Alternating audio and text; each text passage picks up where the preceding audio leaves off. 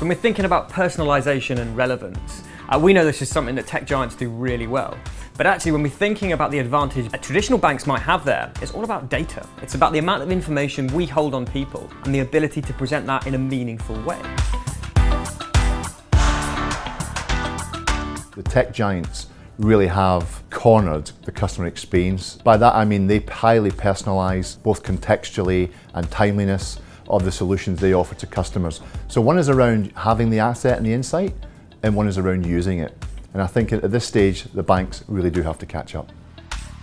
As banks, we know customers better than they know themselves, and I think there's a really big opportunity for us to become kind of data stewards and really treat that data responsibly.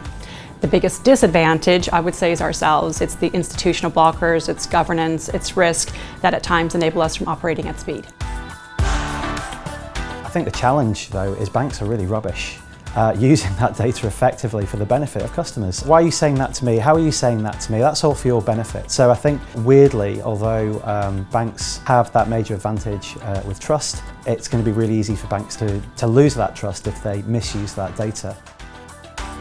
The value per interaction with the customer is very high for the banks. But for the big techs, the advantage they have is the number of interactions they have. What banks need to do is move these smaller interactions into bigger interactions, so which means we have to go from millions to billions to trillions. The ability for customers to have monoline relationships is changing. People want to have multiple services from multiple providers. So therefore, there's got to be almost a curation layer that sits above banking that's going to help people manage their day-to-day finances.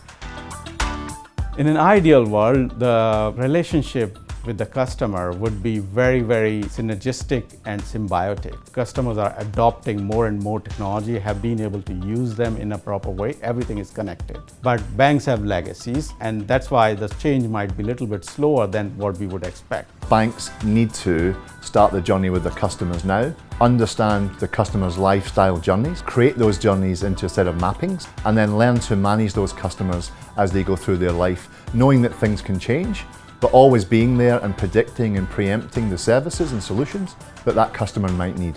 For me, I would love to just see banks vanish into the background. Nobody wakes up thinking about banking. Nobody really wakes up thinking about money. And I think the perfect relationship for a bank with a customer is one where they blend into the background and make everything easy and frictionless. We will, of course, continue to have people who are manufacturers of products, but it's going to be about how that relationship between a customer and a bank changes. To do that really well in the next 5 or 10 years, I think that's going to be the place to play.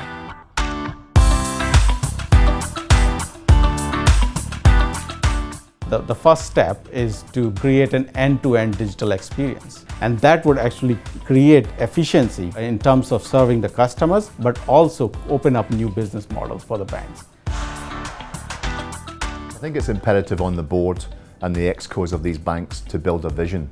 Build that vision for the next 18 months and then get your organisation aligned. And if you haven't started now and you've not started in 18 months, you're going to lose your customers. And that also means reskilling the organisation and revisiting the values of that organisation.